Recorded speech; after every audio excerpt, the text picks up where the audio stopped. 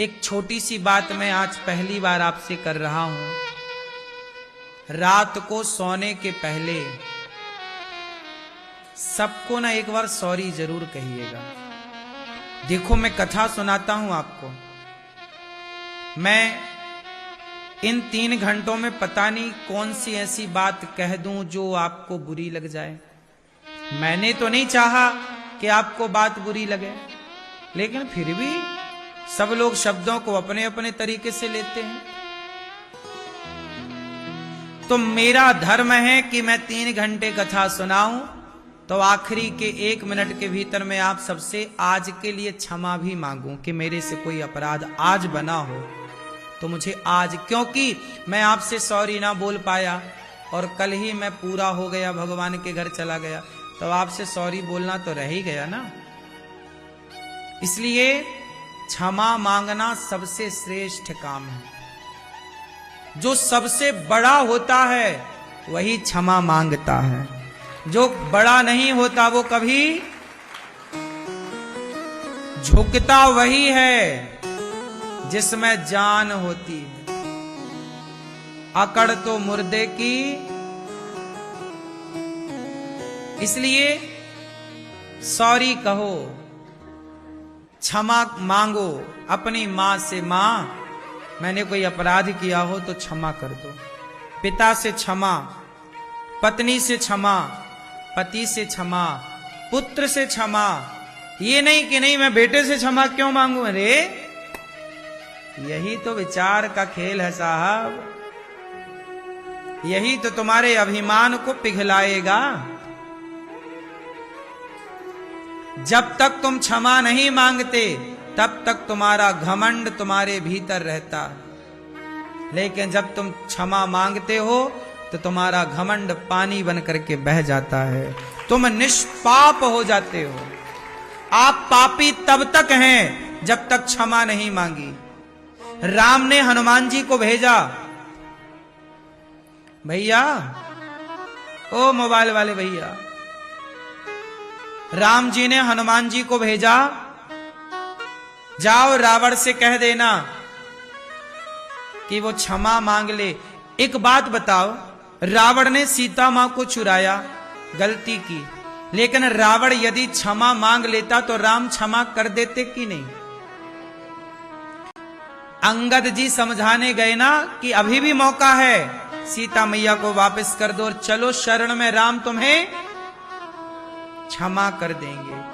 राम तो तैयार थे क्षमा करने के लिए। तुमने क्षमा मांगी कब?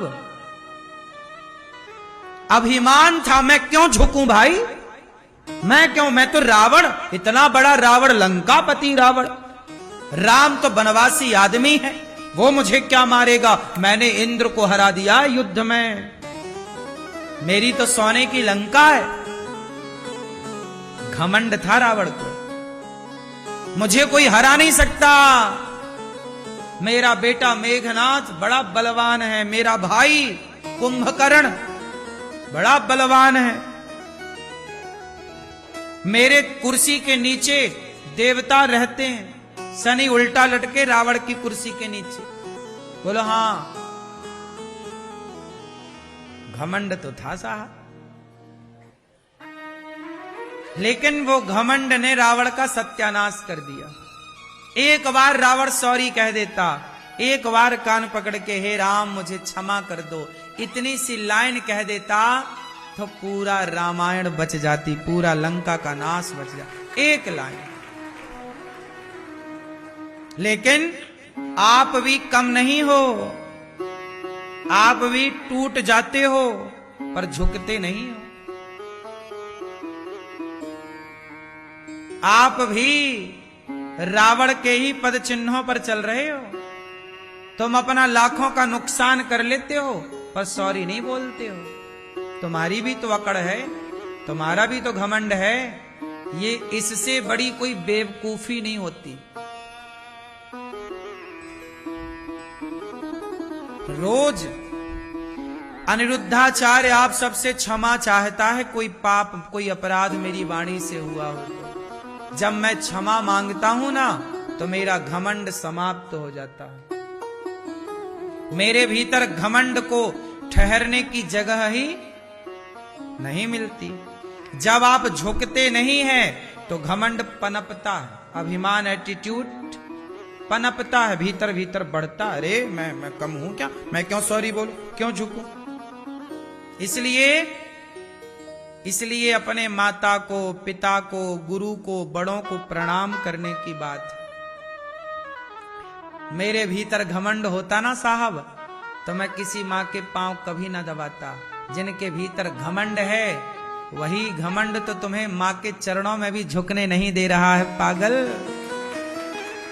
आजकल बेटा भी अपने मां के पांव कहां छू रहा है, घुटने छू रहा है। और सुनो, गर्लफ्रेंड के संग सेल्फी डाल रहा है, कहीं घूमने गया पार्क में सेल्फी डालता है। आप युवाओं की जरा पूरी पोस्ट चेक कर लेना, शायद एक दो बेटा ऐसे मिलेंगे जो मां के पांव छूते हुए की सेल्फी डालते हैं। उनका ईगो, अरे पांव में पड़ के कौन फोटो खिंचाता भाई। हाँ? आजकल बेटे कहां मां के पांव छूते हुए की फोटो शेयर कर रहे हैं, बोलो हाँ। हाँ, गर्लफ्रेंड के संग कॉफी की फोटो डली होगी, कॉफी पीते हुए की। सही है कि नहीं। याद रखना साहब, पांव तक ना सब लोग नहीं पहुंचते। तुम मेरे कंधे पे हाथ आसानी से रख लोगे, कंधे तक सब पहुंचते हैं। बोलो हाँ, कंधे तक सब पहुंचते हैं, पांव तक सब नहीं पहुंचते। पांव तक पहुंचा अनिरुद्धाचार्य, उन माओ के चरणों तक पहुंच गया। इसलिए आज पूरी दुनिया ये दास अनिरुद्ध की सेवाओं को, गौरी गोपाल, एक मैया आज मेरे पास आई और मैया ने कहा बेटा यहां जितनी सेवाएं हैं उन सेवाओं को मैं प्रणाम करती हूं। सेवाओं को लोग प्रणाम कर रहे हैं क्योंकि मैं पांव तक पहुंचा, मैं ऊपर नहीं गया, मैं नीचे गया। सारे लोग ऊपर जाना चाहते हैं, ऊपर जाओ, विकसित हो, विकास हो आपका, और आप तरक्की करें और बड़े बने। मैं बड़ा नहीं, मैं छोटा बनने के लिए झुका।